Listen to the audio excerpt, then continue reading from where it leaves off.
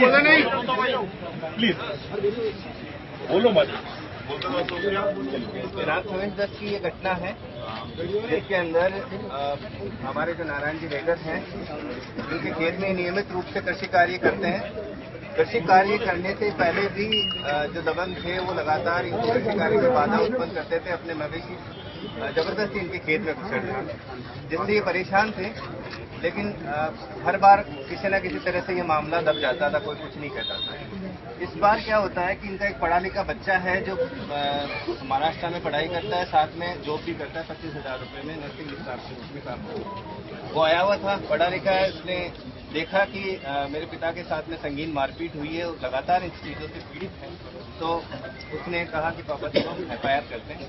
तो FIR देने के लिए पुलिस थाना उपस्थित हुए रूपनगढ़ पहले ही दिन उन्होंने टालमोल की कि साहब या तो दीपावली हम कर नहीं सकते, ऐसा कहीं है नहीं। और जबकि राज्य सरकार ने स्पष्ट तौर पर आदेश जारी कर रखे हैं कि किसी भी मामला शिकायत जो भी है उसको तुरंत प्रभाव से दर्ज किया जाए और जो SC/ST और पोक्सो के मामले हैं उनको जल्दी ही दर्ज होने चाहिए। इस मामले के तहत पिता और पुत्र मुकदमा देने पहुंचे, कोई कार्रवाई नहीं हुई, किसी तरह की कोई पाबंदी नहीं की गई, ना एक गाँव में किसी मुलजिम को लाया गया और उनको टालमोल करके भेज दिया। अगले दिन ये वापस 26-27 घंटे बाद में जब वापस गए तो जब ओम प्रकाश पढ़ा लिखा होने के नाते उसने कहा कि साहब ये मुकदमा आपको दर्ज करना पड़ेगा अन्यथा हम कोर्ट में जाएंगे। तो कोर्ट में जाने के डर से कि भाई राज्य सरकार ने आदेश जारी कर रखे हैं कि मुकदमा तुरंत दर्ज करना है और उसमें आप कोर्ट में जाने की जब उनको लगा तो उन्होंने मुकदमा दर्ज कर दिया। उसी दौरान SHO रूपनगढ़ ने मुलजिम पक्ष से फोन पे बातचीत की। आधे घंटे की बातचीत के अंदर उन्होंने कहा कि आप इनके विरुद्ध चोरी, मारपीट और घर में घुसने का मामला लेकर आए, मैं दर्ज करूंगा और मैं इनका इलाज करता हूँ। ये शब्द थे SHO के। ये इस तरह के SHO के शब्द थे। फिर मुकदमा दर्ज किया गया। मुकदमा 30 घंटे बाद में हमारा दर्ज किया गया, उनके जस्ट आधे घंटे बाद में उनका मुकदमा दर्ज किया गया। 235 से हमें 236 में मुकदमा दर्ज कर लिया गया और लगातार ये दबाव बनाया गया कि तू मुकदमा वापस ले ले, अन्यथा तेरे को इस मामले के अंदर घर में घुसना, मारपीट करना और चोरी करने के मामले के अंदर हम आपको दोषी बनाएंगे। इस दबाव रहा। दबाव के चलते व्रताधिकारी जब डिप्टी साहब जांच के लिए पहुंचे तो सबसे बड़ी गनीमत ये थी कि नक्शा मौका के दौरान ही डिप्टी साहब वहां पे मुलजिम पक्ष के और वहाँ के जो सरपंच है, पूर्व सरपंच, उनके घर पे चाय नाश्ता करते हैं, 2-2 घंटे बातचीत करते हैं। इससे ये साबित होता है कि उनकी मिलीभगत साठगांठ रही।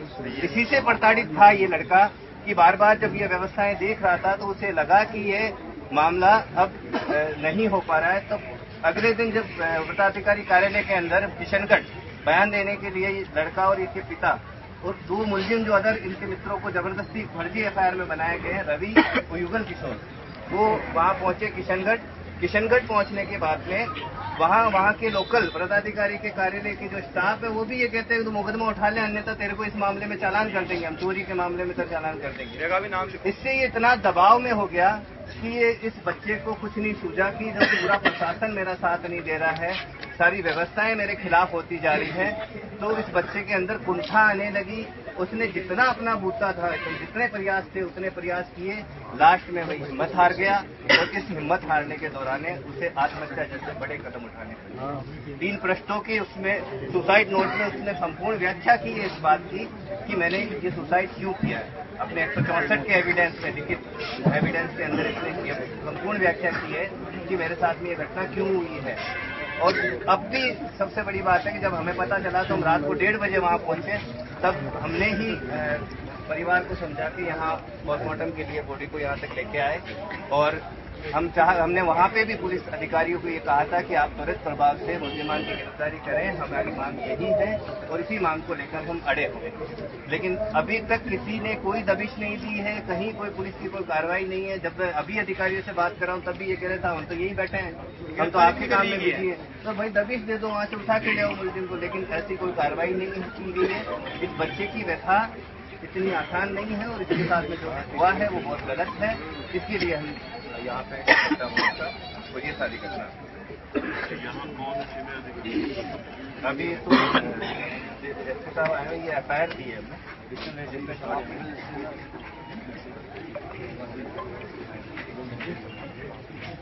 ये जो मुकदमा है ना अशोक जी, ये जो दर्ज हुआ दूसरा 25 को 15:29 पे 5:29 पे 2-2.5 घंटे बैठी 379 था ना।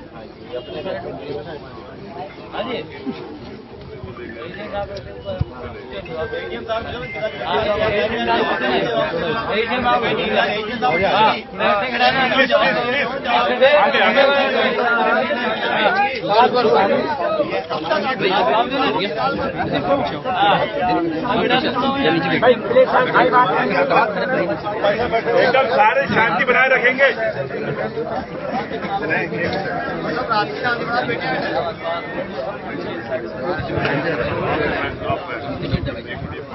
आराम से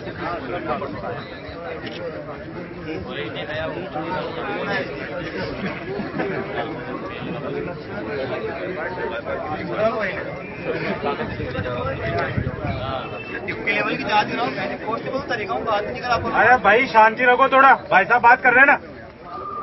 फिर भाई साहब किस लिए आए?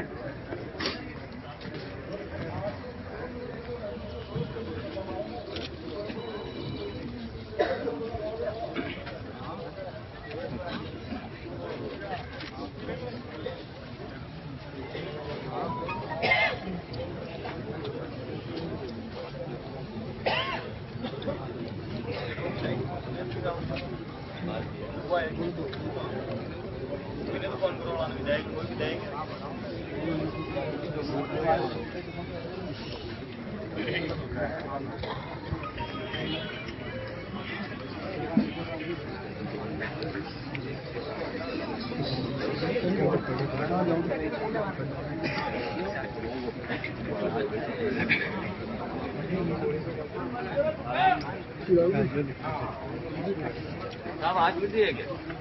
अभी दे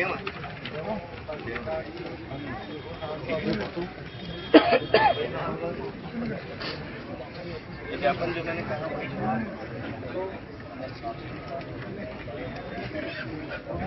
ज्ञापन पे बात करें। आपने ये तो देखो, पहले तो एक्चुअली जहाँ तक मैं जानता हूँ उसकी नॉलेज है, कोई ऐसी का मुकदमा दर्ज होता है ना, अब सुप्रीम कोर्ट की गाइडलाइन FIR लेके जाइए यहाँ से सरकार ने, और उसके बाद अगर क्रोध में कोई इस तरह से वो करता है, आप देखो 25 तारीख को मुकदमा दर्ज हुआ, 3 बजे 25 तारीख को दूसरा मुकदमा इनके खिलाफ लोग का दर्ज कर दिया, 5 बजे पीटो 2 घंटे में, देखो पीटो फिर झूठा मुकदमा दर्ज करा दो, और फिर ऐसे अच्छे जो है ये सोचते हैं जनता का सम्मान करे, वो तो वर्दी का सम्मान करती है, ऐसे नालायक लोग अपने चलती है। तो आप और मैं ये महसूस करें, आम आदमी होने के नाते जितने यहाँ लोग खड़े, कोई किसी से पूछो, किसी जात धर्म का हो, ओम प्रकाश आत्महत्या कहानी तो मजबूर होकर मरा है।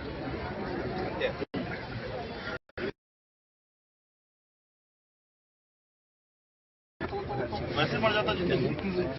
अब ये चाहे गरीब है कुछ भी है, उनके लिए विरोध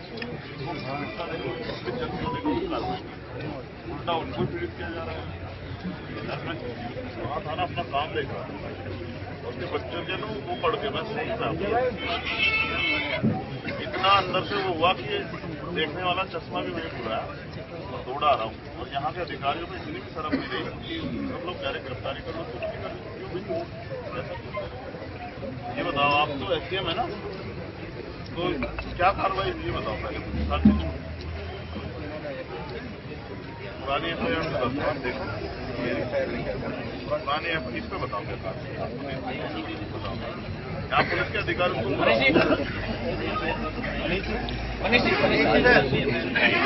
नहीं तो हम नहीं वो देंगे।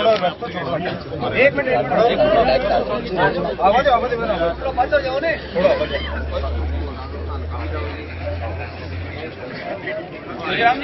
जोजीराम जी साहब की क्या ये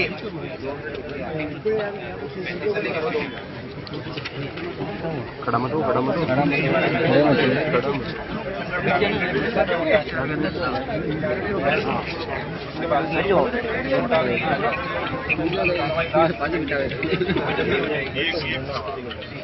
मैं गलत नहीं कोर्ट का ऑर्डर कौन सा एसएसटी एक्ट के मामले में तत्काल कौन सी जांच कर रहे हैं?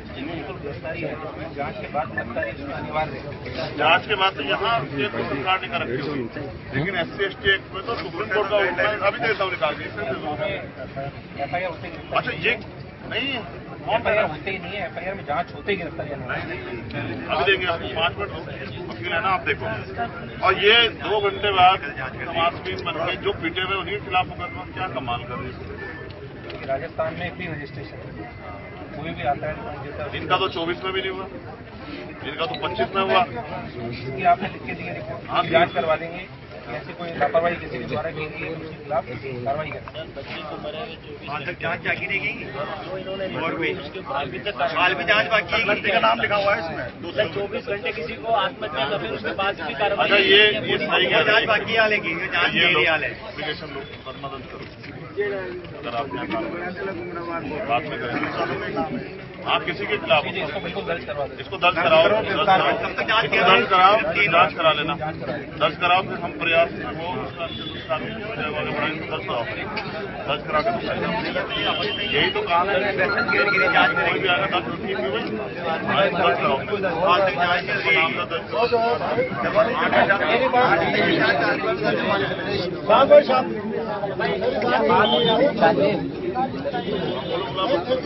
मेरी बात हुई थी 26 तारीख को।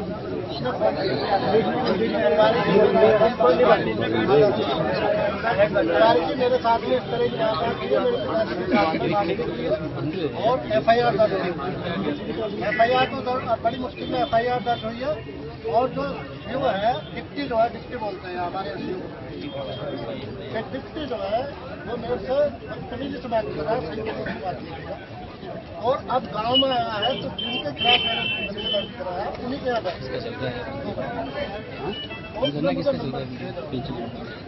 मैंने जो फोन किया जिसके खिलाफ मुकदमा दर्ज हुआ है वहाँ जांच करो, बयान लाने इसके बयान लाने आए बोले कि मैं कार्रवाई करवाऊँ। ये बात है मेरे खिलाफ मुझे नहीं पता था कि घर जाएगी वो उसके खिलाफ हमें नहीं बुलाना, हमें नहीं बुलाना, आप दर्ज कराओ, अधिकारी को भी सस्पेंड करो और को भी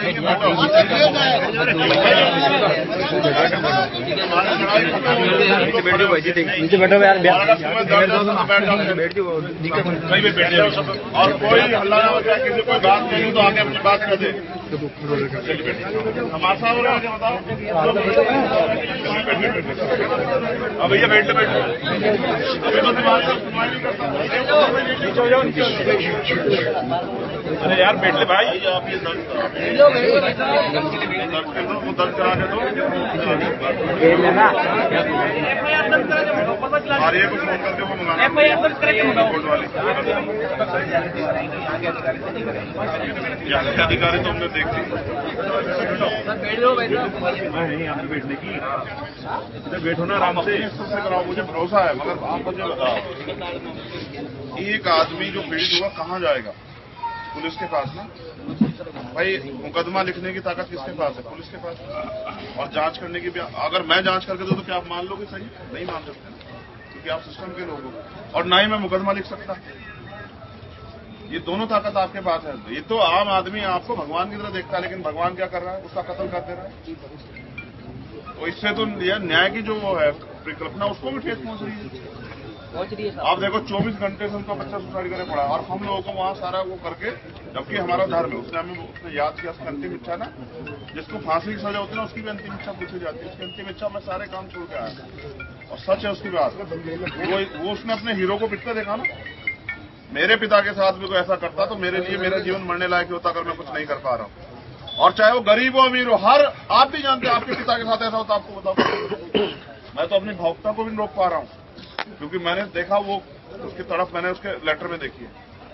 लेकिन नहीं होगा अन्याय बेटा, आप दर्ज कराओ और फिर उसे बच्चों को बताओ। अगर इतना ही मन हो ना चमचागिरी करने का, तो सारे खाकी और आए सफेद कपड़े पहन के, देखो कुत्ता ना बना देना उसका, तब बताना। ठीक है, ये चलेंगे। इसलिए इसका सम्मान है जो आपने पैर रखी है, इसका सम्मान है, ये हमारे देश का सम्मान है, गौरव इसलिए, वरना क्या हम लोग कमजोर हैं? बिल्कुल कमजोर नहीं है। आप वो दर्ज कराओ, फिर हम बात करेंगे। अभी तो मैंने उसकी माँ से नहीं मिला, देखो वो क्या सोच रही होगी, अकेला बेटा जिसका, बताओ कहाँ से लाके दूँ इसको, बताओ। ये देखो इनको कहाँ से लाके दूँ, बताओ।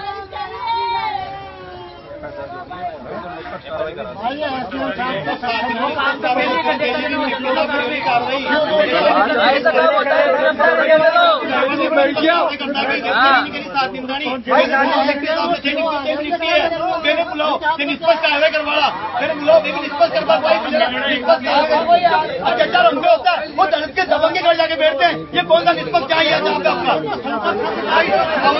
माने वो जावा अगला करना तो बड़ी करवा अपने अधिकारी से करा। अरे भाई साहब मैंने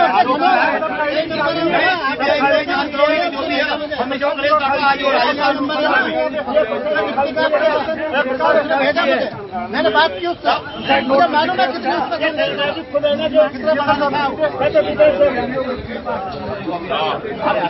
कॉपी लाओ उसके बाद। देखो भाई, मेरा आपसे ये निवेदन है, हाथ जोड़ के न्याय चाहिए ना, तो फिर पहले एफआईआर कॉपी आई, उसके बाद सारी बात होगी। और एक चीज याद रखो, तुम तय करो तुम्हें ऐसे ही मरना है या फिर जो है अपने सरों पर तय करो। नहीं सर, ये कोई मौत नहीं है ना। मैं तो वो अगर मेरे आज जिंदा होता तो मैं उससे भी लड़ता। सही है। ये क्या किया उसने? हालातों के सामने ऐसे टूट के बैठोगे क्या? नहीं, बिल्कुल नहीं। अभी बात होने तो जिम्मेदार से बैठो, और जिसको लगता है कि भाई मेरी फॉर्मेलिटी पूरी, वो घर जाना चाहता चला जाए। मैं किसी को बिल्कुल दबाव नहीं कर रहा हूँ, लेकिन जब तक मेरी माँ को, उस बहन को, उनके पिताजी को संतुष्टि नहीं होती, तब तक तो लड़ाई शुरू भी नहीं हुई। ठीक है, अभी तो इनको वो, अगर वो अच्छे अधिकारी हैं, मैं इनको क्यों कुछ कहूँ? इनका दोष थोड़ा ये भाई, देखो हम इनकी तरह नहीं कर सकते ना, जिसका दोष है उसी को करेंगे, लेकिन इनसे उम्मीद करते हैं कि वो न्याय करवाने में मदद करें। एसडीएम साहब भी खड़े, एफआईआर कॉपी मंगवाइए, पहले कॉपी लें, उसके बाद बाकी बात करें। एफआईआर और वो भी देखो, सुनिए ना, कितने ताकतवर है यहाँ के लोग, पीटते भी हैं, पिटाई भी लेते हैं, और देखो चैन से घर बैठे 24 घंटे। अगर मैं कड़वी बात कहूँ, भाई यहाँ बैठे विधायक किसी और बिरादरी का होता ना, अब तक लटका दिए तो उससे घर के लोगों को भी, यार क्या मजाक कर रहे हो? क्या मैं झूठ कह रहा हूँ? बताओ, कोई ताकतवर व्यक्ति होता तो अब तो उसकी बच्चियों को, उसकी माँ को भी उठा लाता। ये आपका तमाशा देखा है लोग। तुम लोग अपने आप में खुश होते रहते हो राजस्थान के साथियों। हाँ देखो, ये बल है कि हम अन्याय भी सह रहे हो फिर भी चुप हैं। तो मैं आपका इस अन्याय के खिलाफ, अगर आप चुप हैं कोई बात नहीं, लेकिन अब न्याय तक चुप नहीं रहना। अगर देखो, माँ भी तब दूध पिलाती जब बच्चा रो पड़ता है। अगर बच्चा न रोए, माँ भी नहीं दूध पिलाती। बताओ पिलाती है क्या? तो लगता है सब ठीक है। कुछ भी करो, इस अन्याय को रोकने के लिए कोई भी कीमत चुकानी पड़े तो करो, ठीक है? नहीं बोलो, लेकिन यार ये सुसाइड वाला काम मत करो, ये बहुत बुरा है। मैं अगर उसको बीमार होता ना, उसके ऊपर लाखों रुपए लगते, हम लोग इकट्ठा करके दे देते। उसको, उसकी हड्डी टूट जाती, हम लोग उसको सही करा लेते, लेकिन उसको हम जिंदा नहीं कर सकते। एक भाई खो दिया ना, और कैसे पाल के बड़ा होता, किसी से पूछ के देखो, जिसके बेटा उससे पूछो। अगर बच्चा रो पड़े तो पिता की रूह कांप जाती। इस पिता पे क्या बीतती होगी? नर्सिंग कराई, नर्सिंग कितनी बड़ी पढ़ाई हो, नर्सिंग में कितना करता हो। देखो, वो पढ़ा लिखा था ना, इसलिए अपमान समझा। अगर अनपढ़ होता तो सोचता कि यार तो होता ही रहता हमारे साथ। नहीं, मैं उसकी हिम्मत की दाद देता हूँ। वो कायर नहीं था, कायर होता तो ये रास्ता नहीं चुनता। वो ताकतवर था, लेकिन वो इस अन्याय को सह नहीं पाया। उसे लगा कि यार ये नहीं। मैं आपको भी कह रहा हूँ, अभी आने दो एप्लीकेशन। अभी तो इनके आंसू जब तक नहीं पूछते तब तक नहीं। मैं तो यार रात से इतना परेशान हूँ कि समझ नहीं पा रहा हूँ कि उसको कितनी उम्मीद लगा के बैठा है वो। आप लोगों से पता, वो मरने के बाद आपसे उम्मीद लगा रहा था। जब वो मरने जा रहा था कि भाई मेरे लोग जो आके मेरी लड़ाई लड़ेंगे, उसके पास आपके अलावा है क्या? बताओ तो नहीं। अभी तो लड़ाई, संघर्ष शुरू हुआ और अंजाम तक लेके जाना, ठीक है? और चैन से बैठे रहो यार, कुछ नहीं होता। किसान एक साल बैठे रहे। देखो यार, मैं बहुत ताकतवर व्यक्ति हूँ, मौत से नहीं डरता, लेकिन इस अन्याय से डरता हूँ। अब मैं इनको क्या जवाब दूसरी माँ को? आप बताओ, आपके पास जवाब हो तो आप बताओ। मेरे पास नहीं बन पा रहा, मैं उनको क्या जवाब दूँ? वो वही सोचते हैं कि हमारे लोग तो बहुत ताकतवर हैं, लेकिन देखो कहाँ है ताकत। तो इसलिए मैं आपसे कह रहा हूँ, मुझे बस इसी चीज से डर लगता है कि ये अन्याय बंद होना चाहिए। उसकी कोई कीमत, अगर जान भी कीमत है तो हम लोग देने के लिए तैयार है, लेकिन सरकारें जानती नहीं है। ठीक है, तो बैठे रहो, मैं उनसे बात कर लूँ, और जो यहाँ साथी बैठे हो अपनी बात सुनो। ऐसा मत करो कोई इधर चिल्लाए कोई उधर चिल्लाए, और एक रुक रहो, इन पे भरोसा करो। जो लोग यहाँ बैठे, तुम्हें भरोसा है इन लोगों पे, फिर बैठे रहो, फिर उनकी बात को सुनो। ऐसा मत करो, मैं तुम्हारे गुस्से की भी कदर करता हूँ। तुम्हें देखो, तुम्हें दर्द है तभी तो तुम यहाँ, अगर दर्द ना होता कौन आता है, किसी का रिश्तेदार मिल जाता। तो इस दर्द को समझते हुए ताकत बनाते। ठीक है, बैठ जाओ, मैं उनसे बात करूँ उनकी। मैं तो देखो यार, बड़ी तकलीफ है, कैसे सामना करूँ, देखो मैं हिम्मत नहीं जुटा। बच्चे सबसे बड़ी याद आपके टिकाई है हमारी, सबसे बच्चे की याद आपके थी, हमारी याद आपके ही है, जो भी है। तो मेरी आप सब लोगों से तैयार है। मैं भी तो आप ही हूँ अकेला, मैं अकेला क्या करूँगा। अकेले चंद्रशेखर भाई आप संघर्ष करो। मैं एक चीज और बता रहा हूँ, तालियां बजाने से, गालियां देने से कभी न्याय नहीं मिलता। हाँ कर लो, आप कर लो, हम तो आपसे ही कह सकते हैं। विधायक नहीं लोगों को जिसको विधायक हमारा विधायक तो आ जाएंगे अपन कोई नहीं, मन कोई नहीं। जाओ।